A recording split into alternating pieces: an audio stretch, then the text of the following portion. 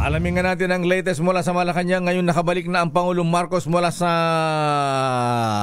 biyahe sa Japan.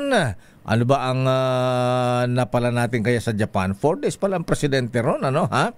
At mula Japan, ang Pangulong Marcos, abay pupunta ron ng Marawi ngayon. Abay ang Marawi, napabayaan na yan, ay Mayor Mahula Gandamrakuyang, ha? Abay mag-ready ka dyan at pupunta pala ang Pangulong Marcos. Alamin natin ang latest mula sa Malacanang, Arrest number 14. Let Narciso, please come in. Miss Let. Lakay, 4 na magkakasunod na mga aktibidad ang dadaluhan ni Pangulong Ferdinand Marcos Jr. sa Marawi City, Lanao del Sur ngayong araw. Una ay mag-i-inspection ito sa temporary learning spaces o pansamantalang mga silid-aralan na ginagamit ng mga estudyante sa barangay Sagonsongan. Gayun din ang Dansalan Integrated School sa barangay Moncado Colony. Kasama rin sa mga aktibidad ng Pangulo ang inspeksyon sa Marawi Port na may pasilidad na passenger terminal, fish port, fast scrap, ro-ro ramp at backup area.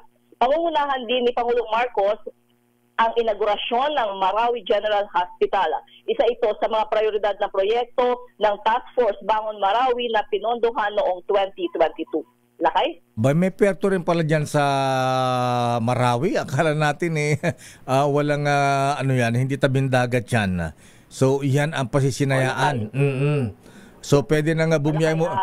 So, pwede na bumiyay mula Lakay, Marawi Port.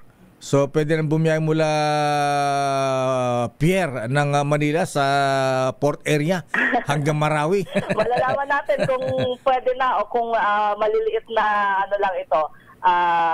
Malalaman natin mamaya, Lakay. Ayan, ano oras darating ang Pangulong Marcos dyan na Miss Let? Alas 9, Lakay, magsisimula yung kanyang aktibidad doon. Buong umaga, mga hanggang bago magtanghali. At malaman natin kung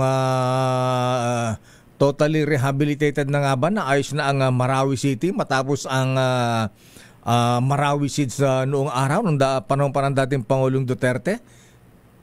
Oo, hanggang ngayon, Lakay, may mga ongoing pa. Actually, pinaapura na Lakay yung rehabilitasyon dyan. So, tingnan natin kung ano na yung mga development. Ayan, okay. So, kailan dumating ang Pangulo? Kumusta ang biyahe sa Japan? Ayan, did he bring the bacon? Ay, sashimi. Sake. Kagabi, Lakay, bumalik ang presidente mula sa Japan.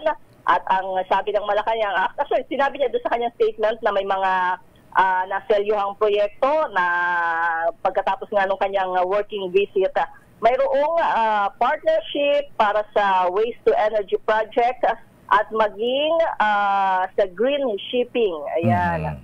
Mayroon daw, magtatayo daw ng kauna-unahang methanol dual fueled bulk carrier sa Cebu. At syempre, yung pagpapalakas ng turismo dahil isa nga yan dun sa mga tampok sa World Expo 2025. Okay. Maraming salamat, Miss Let mula sa Malacanang.